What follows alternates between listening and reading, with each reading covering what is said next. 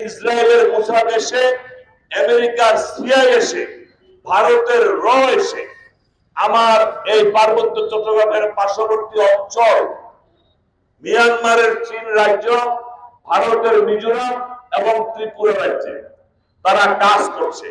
৩৬,০০০ বাঙালির খনি ৭০ বার। আপনারা দেখেছেন কিছুদিন পর পর ভারত সফরে যায়।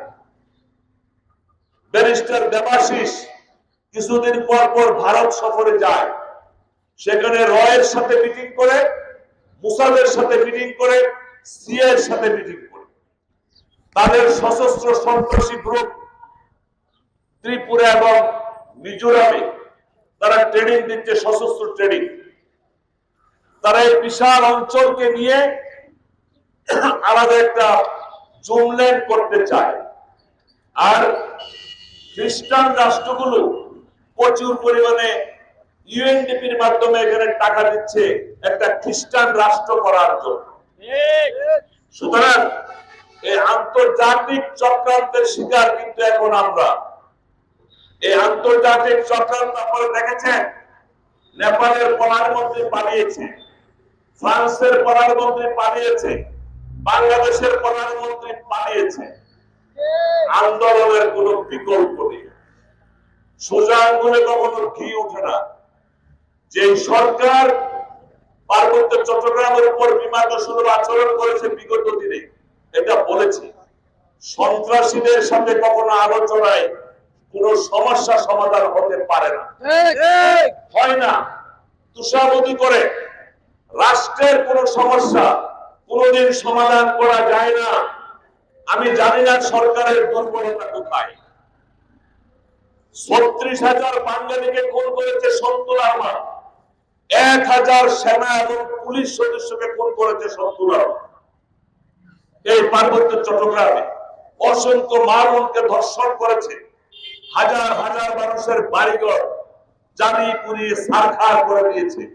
অনেক পাহাড়িদের বাড়িঘর জ্বালিয়ে পুড়িয়ে ছারখার করে দেওয়া হয়েছে। গতকালকে আমাদের পাকুয়াখালী ট্রেজেডি দিবস, রাঙ্গামাটি, খাগড়াছড়ি, বান্দরবান আমরা পালন করেছি। আমাদের ছাত্র সমাজ, ছাত্র পরিষদ নগদীতে বিশাল প্রোগ্রাম করেছে। কারণ কি? এখনো সেই হত্যা যজ্ঞ থেকে আমরা রেহাই পাই না। এখনো পার্বত্য চট্টগ্রামের শান্তিকামী বাঙালি জনগোষ্ঠী পূর্ণিমার রাতে চাঁদ দেখতে পারে না। এখনো কর্ণফুলীর লেকে মানুষের মরা লাশ পচা গন্ধ ভেসে বেড়ায়। এখনো মাইনি, কর্ণফুলী, চেঙ্গি নদীতে মানুষের লাশ দেখা যায়। এখনো সবুজ পাহাড়ে মানুষের রক্তে রঞ্জিত হয়। এখনো পার্বত্য এলাকার বাতাসে বারুদের গন্ধ পাওয়া যায়। এখনো যে সমস্ত অস্ত্র ওই ইউপিডিএফ, জেএসএস, কেএনএফ-এর কাছে পাওয়া যায়, ওই সমস্ত অস্ত্র বাংলাদেশের সেনাবাহিনীর কাছেও নাই। ওই অস্ত্র উদ্ধার করলে পাওয়া যায় made in German, made in America, made in Philippine, এই সমস্ত দেশের অস্ত্র তাদেরকে সরবরাহ করা হচ্ছে। সুতরাং যারা ধর্ষক, যারা খুনি, তাদের সাথে কখনো তুষামত করে আলোচনা করে এই রাষ্ট্রের সমস্যা কোনদিন সমাধান হবে না। সুতরাং আমরা যে সংস্কার কমিশন রয়েছে, অন্তর্বর্তীকালীন সরকার রয়েছে, তাদের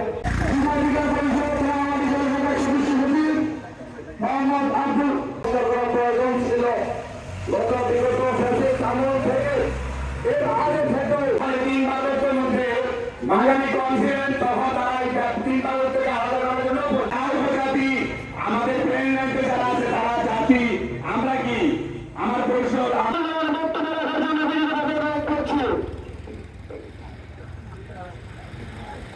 বিভিন্ন কমিশনে আমরা দেখছি যে তারা আদিবাসী শব্দটা ব্যবহার করছে।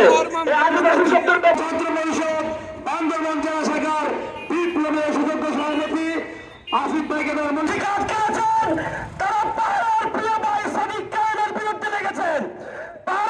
বর্তমান সরকারকে হুঁশিয়ারি করে আমি এইভাবে বলতে চাই, এই ৩ বার আমার অপরাধ যদি না হয় তাহলে নির্দ্বিধায় এই ৩ পার্বত্যের মধ্যে তারা এখানে এসে মারমা নামে তারা পরিচয় করছে। খুনি জাতি গোষ্ঠী চীন প্রদেশ থেকে, মায়ানমারের চীন প্রদেশ থেকে যে পরিকল্পনা হয়েছে, সেই প্রসঙ্গ আমরা আর বাংলাদেশে দেখতে চাই না। যারা এখানে আশেপাশে যারা আছেন, অনেকেই জানেন, অনেকেই জানেন না যে আদিবাসী শব্দটা কি। কিন্তু রাজনীতির বিরুদ্ধে কোনো পক্ষ ক্ষমতায় আসে কোনো ব্যবস্থা নেয় নাই। আপনি আমার পাশে কোনো কেউ দাঁড়ায় না। আদিবাসী অধিকার স্বীকৃতি, তাদের জন্য সংস্কার সুবিধার কথা বলে চুপ করে দেশ বিরোধী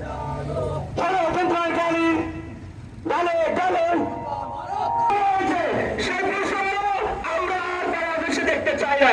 যারা এখানে আশেপাশে যারা আছেন, অনেকেই জানেন, অনেকেই জানেন না যে আদিবাসী শব্দটা কি।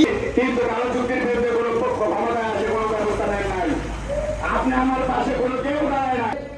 আদিবাসী অধিকার স্বীকৃতি, তাদের জন্য সংস্কার সুবিধার কথা বলে চুপ করে দেশ বিরোধী